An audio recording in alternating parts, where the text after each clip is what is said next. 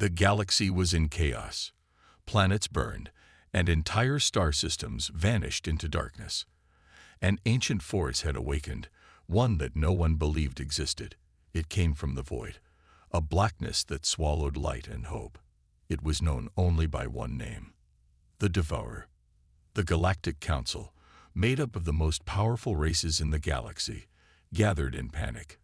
Their grand hall, once a place of peace and order, now echoed with fear and confusion. Holograms showed scenes of destruction, cities crumbling, fleets shattered, and refugees fleeing in despair. "What can we do?" shouted Elder Varen, his blue scales shimmering with anxiety. "Our fleets are powerless. Our weapons do nothing." "We must negotiate," suggested Chancellor Milix, her many eyes wide with fear. "Perhaps the Devourer can be reasoned with." General Theros, a warrior from the Drakon Empire, slammed his fist on the table. "Reason? With that monster. It does not speak. It does not stop. It only destroys." Silence fell as the council members realized the truth. This was no ordinary enemy. It was a force of nature, a curse from the ancient past. Legends said it once tried to consume the entire galaxy, only to be stopped by an unknown power. But now it was free once more, and no one knew how to fight it. The Council's most advanced fleets were sent to battle the Devourer. Grand warships, armed with the deadliest technology, faced the darkness. Energy beams fired, missiles launched, and shields were raised. But nothing worked. The darkness absorbed the attacks as if they were nothing. Then it counterattacked. Shadowy tendrils reached out, ripping the ships apart, leaving only silence behind. In the control room, the council members watched in horror as their greatest warriors were erased from existence. It was like watching shadows devour light itself. Hope began to fade. They had tried everything: power, strategy, diplomacy, but nothing could stop the darkness. "Is this the end?" whispered Chancellor Milix, tears forming in her many eyes. "Will our civilizations be lost to this nightmare?" Elder Varen's shoulders slumped. "We are out of time, and out of hope." Just then, a faint signal interrupted the grim silence, a communication from the far reaches of the galaxy. The voice was calm, confident, and determined. "This is Admiral James Cole of Earth. We received your distress signal. Hold on. Reinforcements are coming." A wave of shock swept through the council. Earth, the Deathworlders, the primitives from that dangerous blue planet. They were known for surviving on a world of monsters and natural disasters, but they were considered backward and uncivilized. How could they help now? General Theros growled. "We asked for help." And the barbarians answered. "Is this some kind of joke?" Chancellor Milix shook her head. "We have no choice. Our fleets are gone. Our worlds are burning. If they are willing to help, we must accept." Elder Varen looked at the hologram, his eyes full of doubt and curiosity. Why would Earth answer their call? And what could they possibly do against this ancient evil? As the hologram flickered, Admiral Cole's voice continued, calm and unshaken. "We've seen darkness before. We've faced extinction many times. We know how to fight and how to survive." The message ended, leaving the council in stunned silence. There was no fear in his voice, no hesitation, only confidence. For the first time in days, hope flickered in the darkness. Could the Deathworlders really turn the tide? And if so, what were they hiding on that dangerous blue planet? The scene ends with the council waiting, unsure whether to feel hope or fear. The galaxy was on the brink of destruction, and its last hope lay with the most unlikely of heroes: humanity. The question hung heavy in the air. Could Deathworlders truly save them all? The Galactic Council gathered once more, their faces tense with fear and doubt. News of Earth's arrival spread quickly, causing confusion and disbelief. Why would the Deathworlders come to help? What could they possibly do against the Devourer?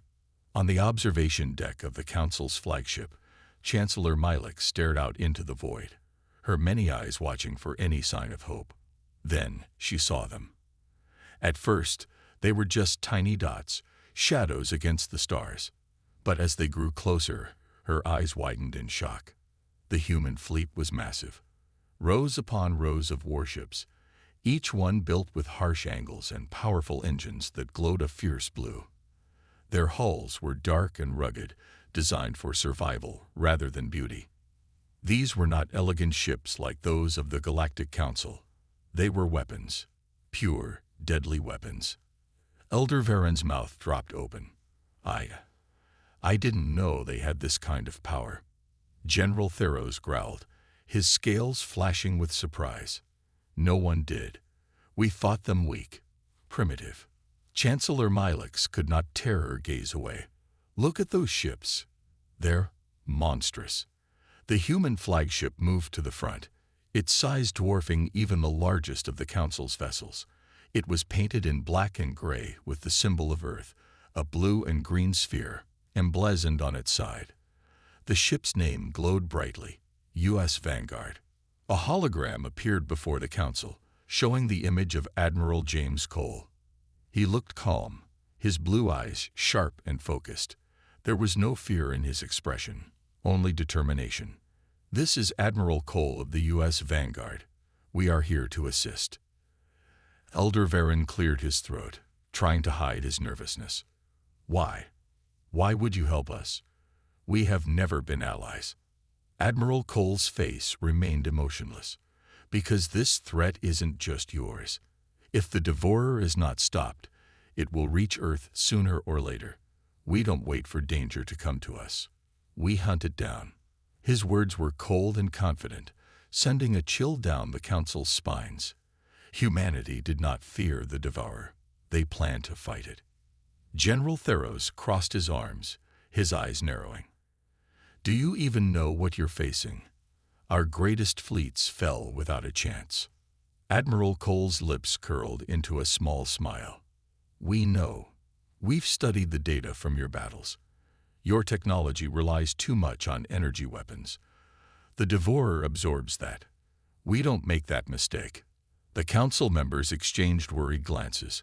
How could humans understand so quickly what they have failed to learn? What kind of minds work behind those primitive faces? Chancellor Milix hesitated before asking, What do you plan to do? Cole's face grew serious. We'll strike it hard and fast.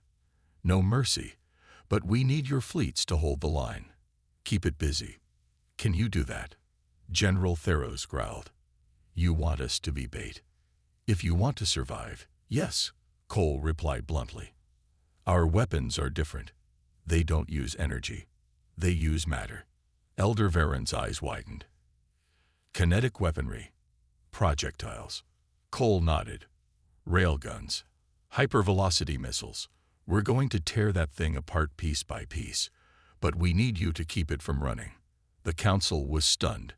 No one used kinetic weapons anymore. They were considered primitive, inefficient. Yet, against the Devourer, they might actually work. Chancellor Milix took a deep breath. You're asking us to risk our lives for a chance. Cole's gaze softened. I'm not asking.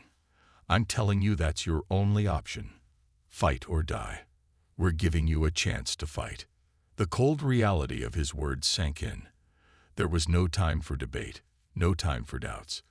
This was a war for survival. General Theros slammed his fist on the table. I will not stand back and wait for death. The Drakon Empire will fight. Elder Varen nodded slowly. As will my people. We have no choice.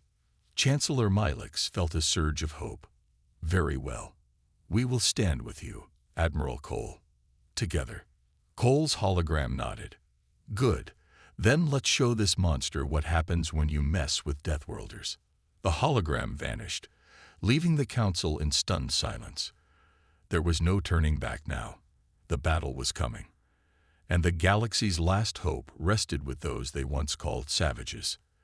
As the human fleet moved into formation, their engines roaring like beasts ready to strike, the Council finally understood. These were not just warriors. They were survivors. Beings who fought every day just to live on their harsh, deadly world. If anyone could turn the tide, it was them. The scene ends as the ships prepare for war, their cannons glowing with power. Humanity had answered the call.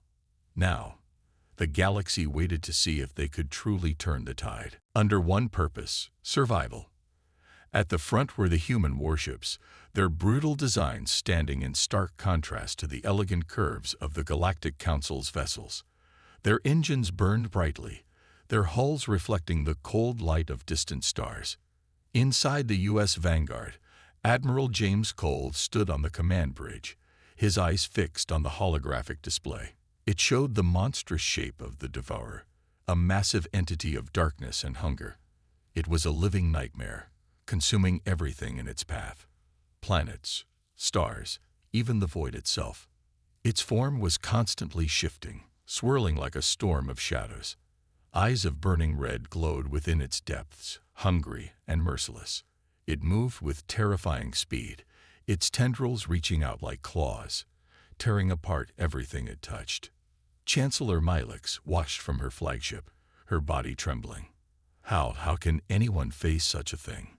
General Theros stood beside her, his voice low. No weapon has harmed it. It devours energy, turns it into more of itself. It is unstoppable. But on the U.S. Vanguard, there was no fear, only determination. Admiral Cole's voice was calm as he gave the order. All ships, prepare for engagement. Load all railguns. Arm hypervelocity missiles. His officers moved swiftly, their hands flying over the controls. The humans were ready. They were always ready. Cole's second-in-command, Commander Elena Ruiz, looked at him. "Sir, the Council fleets are moving into position. They're ready to distract it." Cole nodded. "Good. They do their part, and we do ours. Time to show this thing what Deathworlders can do." The Council's ships moved first, firing beams of energy that lit up the darkness. Brilliant blue and gold rays struck the Devourer, but they were absorbed, feeding its monstrous form. It roared, its eyes glowing brighter as it turned towards the source of the attack. The alien fleets broke formation, scattering like leaves in the wind. Their fear was visible, their courage thin. They had faced the Devourer before and lost. To them, this was suicide. But they kept firing, knowing they had no choice. Chancellor Milix watched in horror as her ships were swallowed one by one. "It's no use. It's unstoppable." General Theros growled. "Where are the humans? Where are their weapons?" Then the humans struck. With a roar like thunder, the U.S. Vanguard fired its main railgun. A massive metal slug shot through space at incredible speed, faster than the eye could follow. It tore through the Devourer's form, ripping a hole in its shadowy body. The creature screamed, its shape twisting in pain. The hole did not heal. The wound remained, leaking darkness into the void. Chancellor Milix gasped. "It's hurt. It can be hurt." General Theros's eyes widened. "Impossible. No weapon has ever done that." Admiral Cole's voice was cold as ice. "Keep firing. Don't give it a chance to heal." The human fleet unleashed a storm of kinetic weapons. Railguns fired in rapid succession, metal slugs tearing through the Devourer's body. Hypervelocity missiles followed, their warheads exploding within the creature's core, scattering its shadowy mass. It roared in fury, its eyes blazing with rage. It lashed out with its tendrils, striking at the human ships. One was hit, its hull cracking under the force. The ship spun out of control, flames bursting from its engines. Commander Ruiz's voice was sharp. "We've lost the U.S. Perseverance." The crew. Cole's jaw tightened. They knew the risks. "Keep firing." The Council fleets watched in awe as the humans fought. They did not retreat, did not falter. They stood their ground, hammering the Devourer with unrelenting force. Every shot was precise, every move calculated. The Omega rounds tore through space, glowing with a fiery light that cut through the darkness. They moved faster than anything the galaxy had ever seen, powered by technology no other race dared to use. They were humanity's greatest weapon, unstable, dangerous, and utterly devastating. The devourer saw them coming. Its red eyes widened, recognizing the threat. It roared, a sound that shook the void, vibrating through the ships of the fleet. It shifted its form, shadows swirling to protect its core. Its tendrils lashed out, trying to intercept the Omega rounds. But it was too late. The rounds were unstoppable. They passed through the shadowy limbs, tearing them apart. The energy within the rounds burned through the devourer's darkness, leaving holes that did not heal. The creature howled, its form flickering as the Omega rounds slammed into its heart. A blinding light exploded from within the devourer. It screamed, its body contorting, writhing in agony. The light grew brighter, consuming the creature from the inside. Its eyes flickered, then faded. Its shadowy form collapsed, shrinking under the power of the Omega rounds. On the U.S. Vanguard, Admiral Cole watched the display, his face expressionless. Status. Commander Ruiz's voice trembled. Direct hit. The creature. It's destabilizing. The Omega rounds are breaking it apart. The Galactic Council watched in shock, their screens showing the impossible. Chancellor Milix whispered, "They did it. They're actually destroying it." General Theros stared in disbelief. No one's ever wounded it, let alone defeated it. These humans, they're monsters. Elder Varen's voice was filled with awe. No, they're Deathworlders. They fight like no other. The light from the devourer grew brighter, then exploded outward, sending a shockwave through space. Ships were pushed back, their shields straining against the force. The darkness was torn apart, shattered into pieces that dissolved into nothingness. The devourer was gone. The fleet was silent, the only sound the hum of engines and the crackling of damaged systems. The galaxy itself seemed to hold its breath, waiting to see if the nightmare would return. But the void was empty, the threat vanquished. A cheer erupted on the U.S. Vanguard. The crew shouted in victory, hugging each other, relief washing over them. Ruiz laughed, her eyes bright. "We did it. We actually did it." Cole allowed himself a small smile. "We're not done yet. Check for any remaining traces. I want to be sure it's gone." Ruiz nodded, her hands flying over the controls. Scanning. No signs of life. No energy readings. It's really gone. The Galactic Council fleets stared in shock. They have fought the devourer for centuries, lost countless worlds to its hunger. But these humans had defeated it in a single battle. Chancellor Milix's eyes were wide. "They're incredible. How could we have ever feared them?" General Theros looked away, his pride wounded. "Because they're stronger than us, more ruthless, and they just saved our entire galaxy." Elder Varen's voice was soft.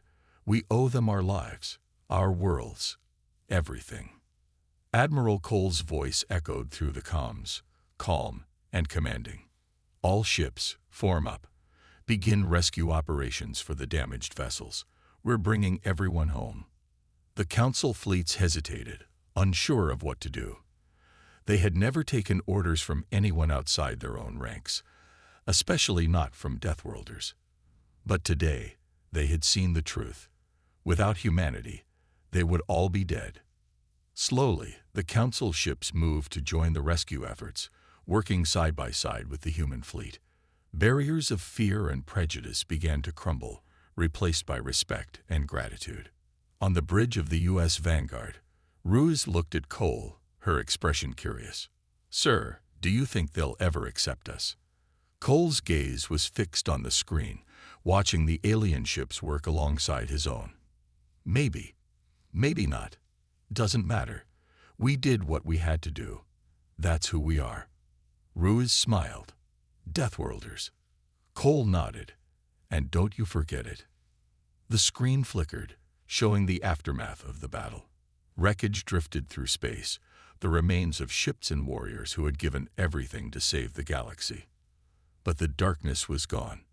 The stars shone brightly once more, their light unchallenged. Admiral Cole turned away from the screen. His job done. Set course for Earth. It's time to go home. The engines roared, the human fleet moving through the stars, victorious.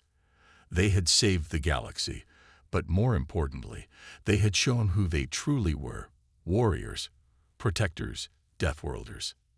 And no one would ever forget it. The battlefield was silent now, the echoes of destruction fading into the vastness of space. The stars shone coldly, watching over the wreckage left behind. Ships floated aimlessly, their hulls scared and broken. Some blinked weakly, life support systems barely functioning. Others were dark, lifeless tombs.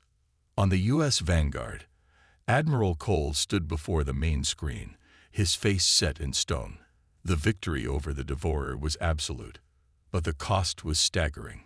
Hundreds of ships lost, thousands of lives gone. Even the human fleet had suffered, their once proud vessels damaged and weary. Commander Ruiz's voice broke the silence.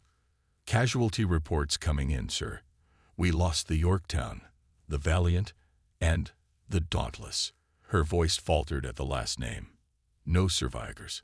Cole's jaw tightened. He knew Captain Harlow of the Dauntless. A good man. A friend. Gone just like that. He closed his eyes for a moment, allowing himself the pain. But only for a moment. "What about the Council fleets?" he asked, his voice steady. Ruiz hesitated, her hands trembling over the console. "Worse than ours. Their ships weren't built for something like this. Whole battalions. Wiped out." Cole's chest tightened. They were arrogant, yes. Distrustful, even hostile. But they were still people, still warriors who had stood against the Devourer, and they had paid dearly for it. "Begin rescue operations," Cole ordered. "Priority to life pods and critical systems. We bring back as many as we can." Ruiz nodded, her voice firm. "Aye, sir." She relayed the orders, the human fleet moving to assist their former enemies. Across the battlefield, rescue teams deployed. Human ships reached out to alien vessels, cutting through debris to free trapped soldiers. Medics worked tirelessly, treating the wounded regardless of their species. Warriors who had once aimed weapons at each other now fought to keep each other alive. On one damaged council ship, a group of human engineers pried open a hatch. Inside, they found a dozen survivors, their faces pale and frightened. One of them, a young Xylek officer, looked up, his eyes wide. You saved us," he stammered. A human engineer offered him a hand. "Yeah. Now come on, we're getting you out of here." The Xylek hesitated, his gaze shifting to the human's face, searching for deception. But all he saw was determination and kindness. Slowly, he took the offered hand, letting himself be pulled to safety. In the command chamber of the Galactic Council, the leaders watched in silence. They had expected the Deathworlders to leave them to die, to abandon them in the aftermath. But instead, they were saving lives, alien lives. Chancellor Milix shook his head, disbelief etched into his features. "Why? Why are they helping us?" Elder Varen's eyes were filled with sorrow. "Because they are not like us. They don't abandon their allies, even when we betrayed them." General Theros clenched his fists, his pride shattered. "We called them monsters. We feared them. And now, they are the ones saving us." Elder Varen's gaze softened. "Perhaps we were the monsters all along." As the rescue continued, the human fleet moved through the wreckage, bringing hope to the hopeless. They repaired life support systems, stabilized damaged ships, and carried the wounded to safety. On the U.S. Vanguard, Ruiz watched the display, her heart heavy. So much loss, even in victory. Cole's eyes were hard. "War is never clean, Commander. It always costs more than it gives." Ruiz looked at him, her voice small. "Was it worth it?" Cole was silent for a long time, his eyes fixed on the stars. He thought of the world saved, the lives that would continue because they had stopped the Devourer. He thought of the fallen, the friends and allies lost forever. Finally, he spoke, his voice low and firm. We did what we had to do, what no one else could. That's what it means to be a Deathworlder. Ruiz nodded, understanding.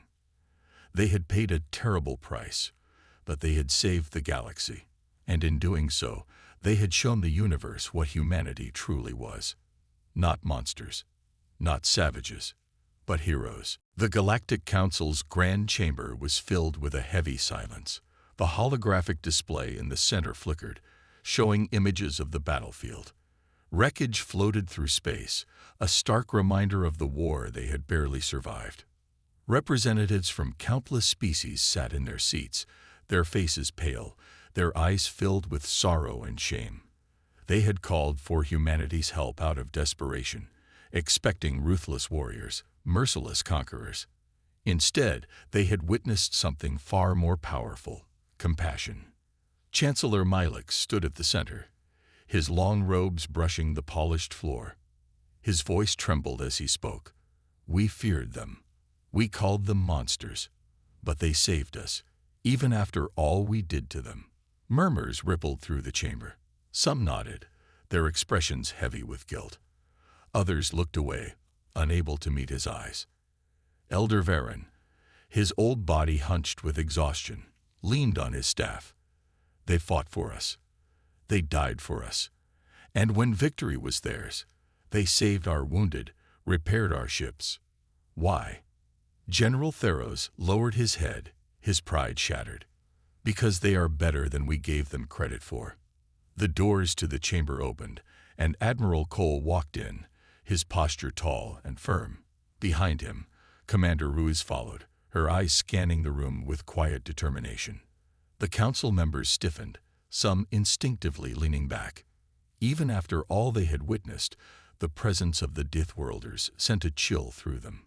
Chancellor Milix took a deep breath. Admiral Cole, you saved our worlds. You saved us all. Why? Cole's gaze was steady. Because it was the right thing to do. It didn't matter that you distrusted us, or that you feared us. Lives were at stake, and as long as we can save lives, we will. His words hung in the air, heavy and powerful. The council members exchanged glances, shame tightening their throats. They had judged humanity without understanding them, had turned them into enemies out of fear. And yet, humanity had saved them without hesitation. Elder Varen's voice was weak, but resolute. We owe you a debt we can never repay. Cole's expression softened. We're not here for debts. We're here to make sure this never happens again. He stepped forward, his presence commanding the room. The galaxy is a dangerous place. There will always be threats like the Devourer, and if we don't stand together, none of us will survive. Commander Ruiz added, we don't want to rule. We don't want power. We want peace. But to keep that peace, we need trust, not just in each other, but in ourselves. Her words cut through the council members, their fears laid bare. They had been afraid of humanity's strength, afraid that they would become conquerors. But the truth was simpler.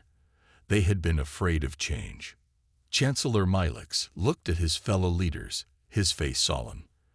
We let our fear blind us. We pushed you away and nearly doomed ourselves because of it. General Theros stood, his shoulders rigid. Admiral Cole, will you help us rebuild? Will you stand with us as allies? Cole's lips curled into a faint smile. We already have. The chamber was silent. Then slowly, applause began. It started with Elder Varen, his frail hands clapping together, tears glistening in his eyes. Then others joined, their fear melting away, replaced by hope. For the first time in centuries, the Galactic Council was united, not by fear, but by trust. On the U.S. Vanguard, the human fleet prepared to depart. They had won the battle, but the real work was just beginning. They would help rebuild, would teach the galaxy not just how to fight, but how to live without fear. As the ships powered up, Admiral Cole looked at the stars. They were no longer enemies. They were no longer monsters. They were allies. and the galaxy would never be the same. The U.S. Vanguard stood tall against the backdrop of countless stars. Its hull bore the scars of battle, but it remained unbroken, a testament to humanity's strength and resolve. Other human ships floated nearby, their engines humming softly as they awaited their next orders. Inside the bridge, Admiral Cole watched the holographic screen displaying the Galactic Council's fleet. Once shattered and broken, the ships were now being repaired by human engineers. Where fear and distrust had once ruled, now cooperation and hope took their place. Commander Ruiz joined him, her eyes reflecting the light from the stars. "I never thought I'd see the day when they'd look at us without fear." Cole's lips curled into a small smile. It was never about fear. It was about understanding. And today, they finally understood. On the main screen, Chancellor Milix appeared, his face solemn but grateful. "Admiral Cole, on behalf of the Galactic Council and every life you saved, thank you." Cole's expression softened. "We did what was necessary. The galaxy is safer because we stood together." Milix nodded, his voice heavy with emotion. "Your people saved us, even when we turned our backs on you. We owe you more than we can ever repay." Cole's gaze was steady. "Then make sure this never happens again. Fear divides us, but together, we're unstoppable." Milix's eyes shone with understanding. "You've taught us more than we expected, Admiral. You've shown us the power of unity." The screen flickered off, and Ruiz let out a breath she didn't realize she was holding. "Think they'll keep their word?" Cole's eyes were fixed on the stars. "They will. Because they've seen what happens when we're divided, and they've seen what happens when we stand together." The intercom buzzed, and Lieutenant Harris's voice came through. "Admiral, the fleet is ready. Orders." Cole took one last look at the alien ships, now glowing with hope instead of fear. "Set course for Earth. It's time to go home." Ruiz grinned. "Aye, sir." She relayed the order, and the engines roared to life. One by one, the human ships formed up, ready to jump to hyperspace. As the Vanguard powered up, Cole allowed himself a moment of pride. They had saved the galaxy, not just from destruction, but from its own fear. They had changed hearts, not just won battles. The stars seemed to shine brighter, as if welcoming the dawn of a new era. An era where humans were no longer monsters, but protectors, allies, friends. Cole turned to Ruiz. "Let's get moving. We've got a galaxy to rebuild." The stars stretched into lines as the Vanguard leaked into hyperspace, leading the fleet home. Behind them, the Galactic Council watched in awe, their hearts filled with gratitude. Humanity had answered their call for help, and they had delivered beyond imagination. As the darkness of space folded around them, a new hope was born, a hope that would guide the galaxy for generations to come. And the legend of the Deathworlders who became heroes would echo through the stars, forever.